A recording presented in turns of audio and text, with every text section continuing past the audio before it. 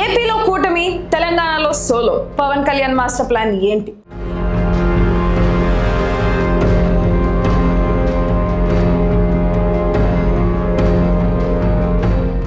ఏపీలో 164 సీట్లతో సునామీ సృష్టించింది కూటమి వ్యూహం. అక్కడ టీడీపీ, బీజేపీలతో చేయి కలిపి అద్భుతం చేసిన పవన్ కళ్యాణ్ తెలంగాణకు వచ్చేసరికి మాత్రం ఒక సంచలన నిర్ణయం తీసుకున్నారు. ఏపీలో మిత్రపక్షంగా ఉన్న బీజేపీతో తెలంగాణలో కలవనని, నేను ఒంటరిగానే వస్తున్నా అని తేల్చి చెప్పారు. అసలు పవన్ కళ్యాణ్ మైండ్లో ఏముంది? ఈ సోలో ఫైట్ వెనుక ఉన్న మాస్టర్ ప్లాన్ ఏంటి?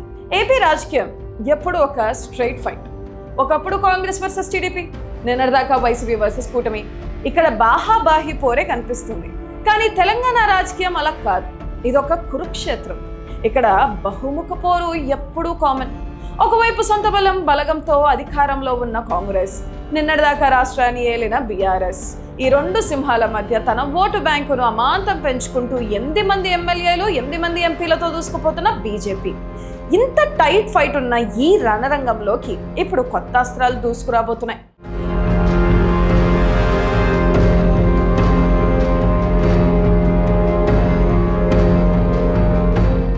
2028 తెలంగాణ ఎన్నికలు మామూలుగా ఉండబోవు. కవిత స్థాపించిన తెలంగాణ రక్షణ సేన ఒకవైపు తమ జాతకాన్ని పరీక్షించుకోవడానికి రెడీ అవుతుంది. కానీ అందరి దృష్టి ఇప్పుడు జనసేన మీదే ఉంది. పవన్ కళ్యాణ్ ఏపీలో సాధించిన సక్సెస్తో ఫుల్ జోష్లో ఉన్నారు.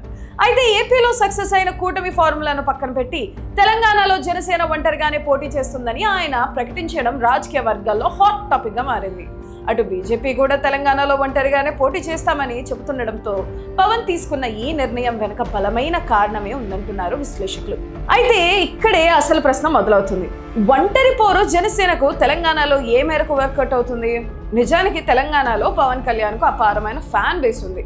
కానీ అభిమానులు వేరు, క్యాడర్ వేరు.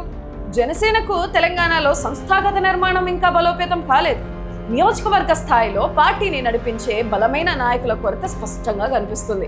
కానీ ఇప్పటి నుంచే గ్రాస్ రూట్ లెవెల్లో పార్టీ నిర్మిస్తే 2028 నాటికి జనసేన తెలంగాణలో ఒక బలమైన ఫోర్స్గా మారడం ఖాయమని రాజకీయ పండితులు అంచనా వేస్తున్నారు.